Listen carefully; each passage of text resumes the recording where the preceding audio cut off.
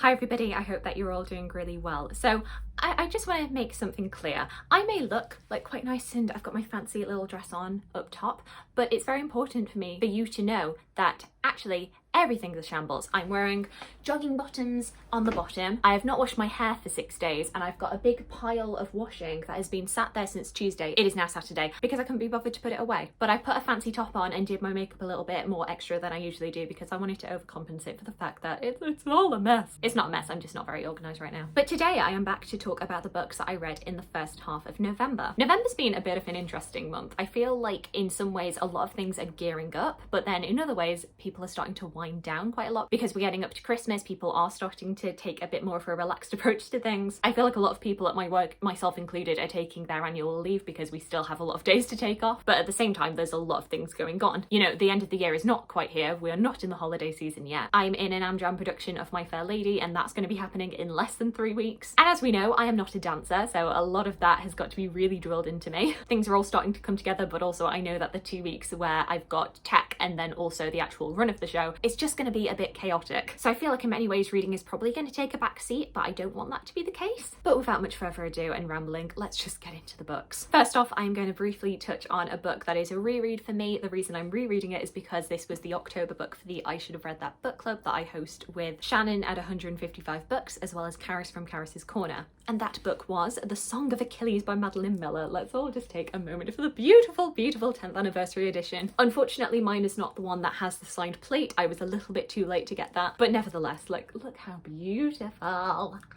As you might know, if you do follow along with the I Should Have Read That book club, 1 month we will read a classic book, and then the other we will read a modern hyped book that everybody's been talking about. And of course, The Song of Achilles really fits into that latter category. It's a book that is 10 years old, but in the last year or so, especially on TikTok, has been really, really popular, has just had a bit of a renaissance in terms of people talking about it. And it is one of my personal favourites. I think I've reread this about 4 times now, maybe 5. This retells the story of the Trojan War, particularly from the perspective of Achilles and Patroclus, who scholars have debated for centuries about the intensity, the nature of their relationship, but in this story they are definitely lovers. And I just think it is the most stunning book. I love the relationship that is built up here. I love how Madeline Miller plays with Greek myth. I feel like it's a book that you can definitely come to without any prior knowledge because she does explain things to you, and it's one that regardless of whether or not you already know the original myth and you know what's coming, it still absolutely breaks your heart. Every single time I read this I get very, very emotional in the last 50 pages. Absolutely wrecks me, and this time was no different. However, the chat that we're going to do for this is going to be interesting because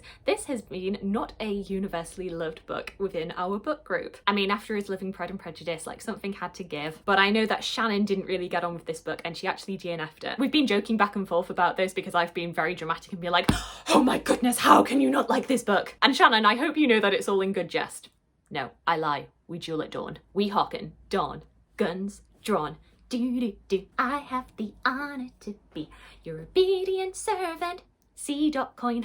Can you tell that I've recently been to see Hamilton? I'm going mad. But no, I'm sure this is going to be a really interesting chat to have. It's always interesting to know why some people get on with a book and others don't. So we don't yet have a date as to when we're going to talk about this, but stay tuned. I believe the chat will be going on Clarice's channel, so keep a weather eye out. And our next classic read is one of my picks, and it is The Picture of Dorian Gray by Oscar Wilde. There's still a little bit of time in November. You can definitely get that read, and like I say, we're not sure when we're going to be doing the actual evening chat, so I'd say you've got at least a couple of weeks to go. And then the only book that I've actually picked up and read from my non-fiction November TBR, at least for this half of the month, is Blood and Guts, A Short History of Medicine by Roy Porter. This, as it says on the tin, is a short introduction to the history of medicine, going back from like 3000 BC up until kind of present day. This book, I believe, was originally published around the turn of the millennium. So actually it was really interesting to read this as a historical document in itself, kind of being able to read the ways in which conversation has kind of moved on. Obviously reading a book that was written 20 years ago on the topic of medicine when you are currently going through a global pandemic,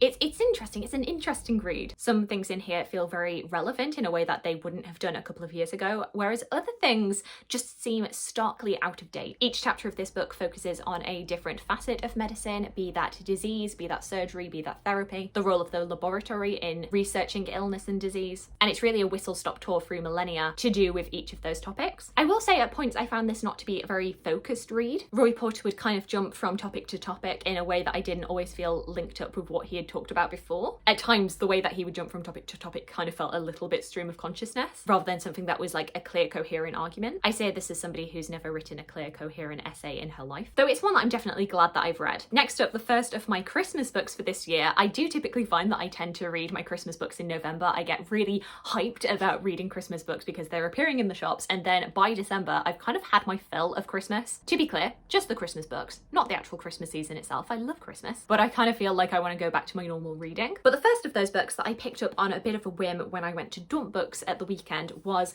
Christmas with Dull People by Saki. This apparently is an Edwardian classic. It's an author that I didn't really know much about before, but apparently Saki was an Edwardian writer who wrote very satirical writings about Edwardian culture. How many times have I just said Edwardian? I don't know, maybe something about this was calling to me with me doing My Fair Lady, which is a musical that is set in the Edwardian period. But I saw it was very, very short, and that the title was just hysterical to me, so I decided I would treat myself to this. And this is a collection of 4 little short stories about spending Christmas with interesting characters. As it says, Christmas with dull people. And I would say that this is funny, though I wouldn't say it was hysterical throughout. There were just little gems within here that I found funny. There ought, Reginald continued, to be technical education classes on the science of present giving. No one seems to have the faintest notion of what anyone wants, and the prevalent ideas on the subject are not credible to a civilized community. There is, for instance, the female relative in the country who knows a tie is always useful and sends you some spotted horror that you could only wear in secret or on Tottenham Court Road. It might have been useful had she kept it to tie up currant bushes with, when it would have served the double purpose of supporting the branches and frightening away the birds,